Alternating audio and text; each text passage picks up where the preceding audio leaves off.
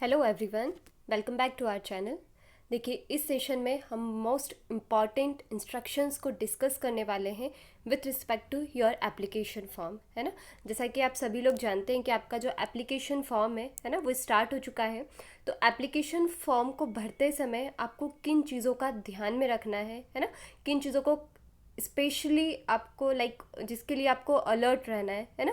तो वो सारी चीज़ें हम इसमें डिस्कस करने वाले हैं, क्योंकि लास्ट सेशन में भी जिस तरह से मैंने आप लोगों को बताया था कि बीपीएससी की तरफ से ये क्लियरली स्पष्ट कर दिया गया है कि कोई एडिटिंग का ऑप्शन लास्ट में आपको नहीं दिया जाएगा, ना ही कोई डेट एक्सटेंड की जाएगी। यदि डॉक्यूमेंट अपलोडिंग में भी आप मिस्टेक करते हैं तो ये कम्प्लीटली आपका मिस्टेक होगा, है ना। और अगर उस वजह से आपके ज्वाइनिंग में भी कोई प्रॉब्लम आता है तो उसके लिए केवल और केवल आप रिस्पॉन्सिबल होंगे, है ना।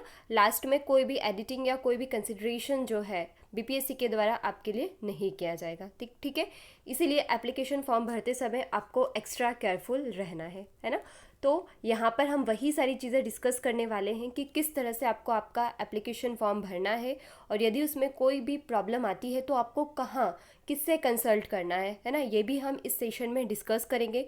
देन जब आप पेमेंट करेंगे, है ना, अपने एप्लीकेशन फॉर्म में, तो पेमेंट करते समय आपको किस चीज़ का स्पेशली ध्यान में रखना है, वो चीज़ भी हम यहाँ पर डिस्कस करने वाले हैं। क्योंकि पेमेंट के बाद आप कुछ भी एडिट अपने एप्लीकेशन फॉर्म में नहीं कर सकते, तो उसके पहले क्या क्या सावधानियाँ आपको रखना है वो सारी चीज़ें हम इस सेशन में डिस्कस करने वाले हैं। So let's begin the session, है ना। देखिए, ये बिहार लोक सेवा आयोग के द्वारा ऑनलाइन आवेदन भरने हेतु विस्तृत निर्देश, है ना, क्या क्या निर्देश आपको दिए गए हैं ये आपको एक बार रीड करना है। देन उसके बाद ही आपका एप्लीकेशन फॉर्म ओपन करके आपको वो फिल करना है। ठीक है। यदि आप खुद भरते हैं तो आपको एक्स्ट्रा केयरफुल रहना है। अगर आप कहीं साइबर कैफ़े से भरवाते हैं तो भी आपको एक्स्ट्रा केयरफुल रहना है, ओके। क्योंकि अगर उन्होंने मिस्टेक कर दिया तो भी वो उनकी मिस्टेक नहीं, आपको उसके लिए पे करना पड़ेगा, तो वो आपके लिए काफ़ी भारी मिस्टेक हो सकती है ना। क्योंकि इस तरह की अपॉर्चुनिटीज़ बार बार नहीं आती जहाँ 2 से 3 महीने में आपका पूरा रिक्रूटमेंट जो है वो क्लियर कर दिया जाए ना, जहाँ पर आपको ज्वाइनिंग मिल जाए। तो ये बेस्ट अपॉर्चुनिटी है, और वो बेस्ट अपॉर्चुनिटी केवल एप्लीकेशन फॉर्म को गलत भरने से यदि आप मिस कर देते हैं तो आई थिंक इससे बड़ा डिज़ास्ट्रस या डिज़ास्टर जो है वो आपकी लाइफ का कोई और नहीं हो सकता। ठीक है। So let's discuss the points, है ना, जो हमें कंसिडर करना है during the filling of application form. देखिए, अभ्यर्थी के पास वैलिड एवं वर्किंग ईमेल आईडी तथा मोबाइल नंबर मौजूद है ना। मतलब कि आपके पास क्या होना चाहिए यहाँ पर कि जो भी वर्किंग आईडी वो है, जो ईमेल वगैरह है, आपका मोबाइल नंबर है, वो आपके पास वैलिड होना चाहिए। अंतिम परीक्षाफल प्रकाशित होने तक सुरक्षित रखेंगे, है ना। मतलब जब तक कि आपका लास्ट तक रिजल्ट नहीं आ जाता तब तक वो ईमेल आईडी और मोबाइल नंबर आपका जो है वो एक्टिव होना चाहिए, है ना। ऐसा नहीं कि कोई सा ऐसा आप मोबाइल नंबर डाल दो जो कि बाद में एक्टिव ना रहे।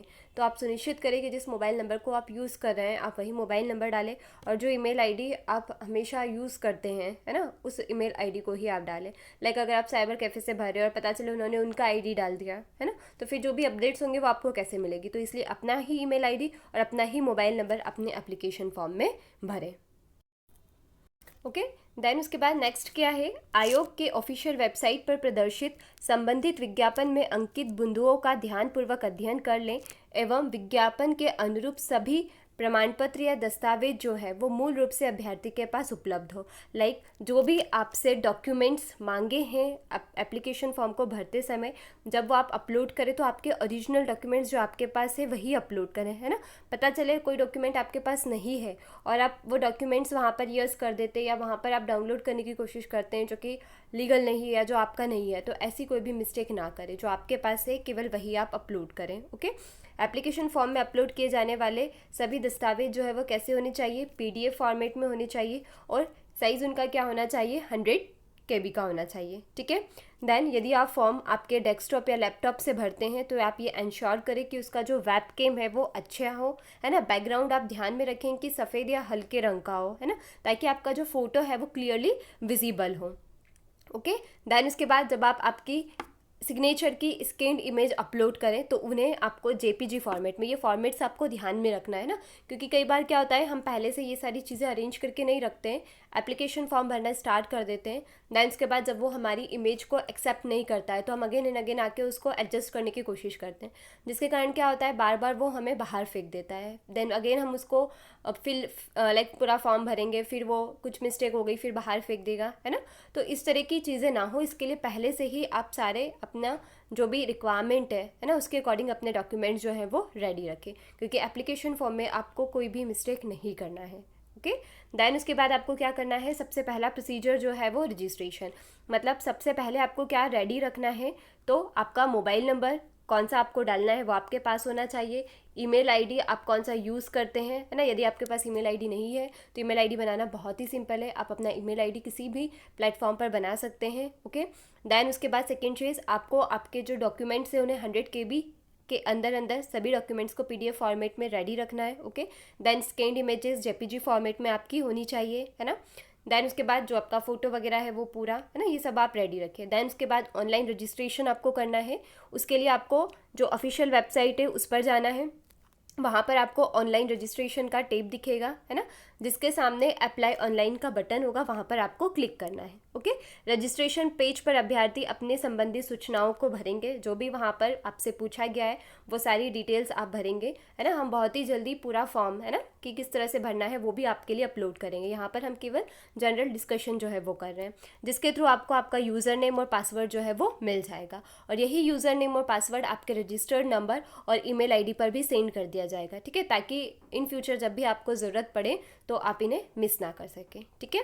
देन नेक्स्ट ऑप्शन आता है पेमेंट का। इसके लिए आपको क्या करना है, जो भी रजिस्टर्ड मोबाइल नंबर या जो भी आपका ईमेल आईडी है उस पर आपका यूज़र नेम और पासवर्ड चला गया है। ओके, अब उस यूज़र नेम और पासवर्ड से आपको फिर से लॉगिन करना है ना, वहाँ पर अपने डैशबोर्ड पर जाना है और ऑनलाइन पेमेंट का ऑप्शन आपको वहाँ पर दिखेगा। ओके, अब ऑनलाइन पेमेंट करने से पहले आप ये सुनिश्चित कर लें कि आपका जो रजिस्ट्रेशन है उसमें जो भी डिटेल्स आपने फिल की हैं वो 100%, है ना, 0.1% भी चांस नहीं है गलत होने का, 100% सारी डिटेल्स सही है।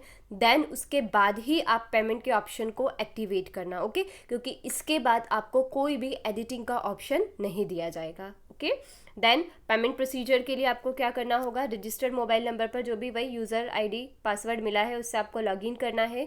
देन उसके बाद एप्लीकेशन फॉर्म के पेमेंट का जो भी ऑप्शन होगा उस पर क्लिक करके आपको पेमेंट कर देना है। देन लॉगिन करने के उपरांत अभ्यर्थी एप्लीकेशन फॉर्म के बटन पर क्लिक करते हुए ऑनलाइन आवेदन भरेंगे, ठीक है।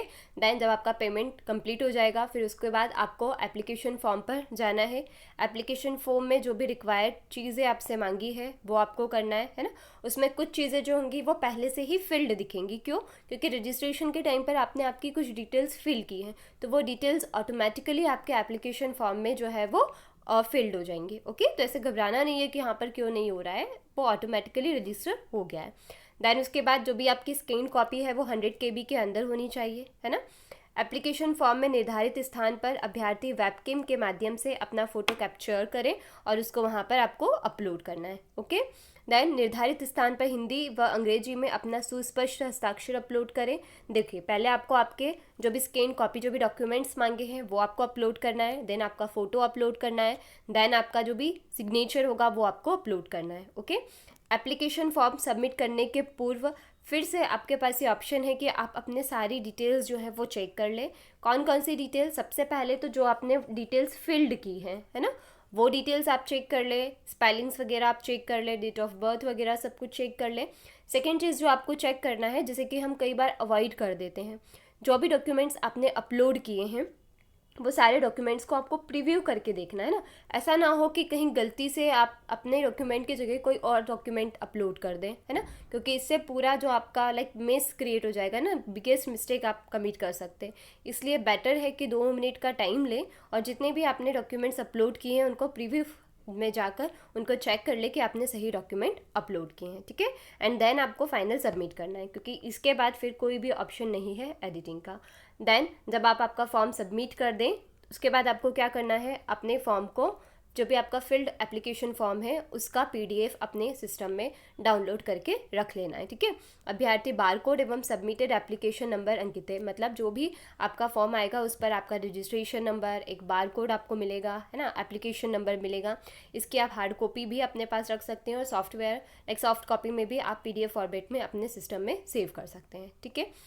इसके अलावा ऑनलाइन एप्लीकेशन से रिलेटेड और भी कोई क्वेरी आपको आती है तो लाइक यूट्यूब पर 10 वीडियोस देखने की जगह या कहीं और से किसी और से पूछने से ज़्यादा बेटर है कि जो ऑफिशियल नंबर BPSC के द्वारा दिया गया है आप उन्हें कांटेक्ट करके अपनी क्वेरीज को पूछ सकते हैं और डिस्कस कर सकते हैं, ठीक है। इसी तरीके के नेक्स्ट सेशन में हम फिर से मिलते हैं। Thank you.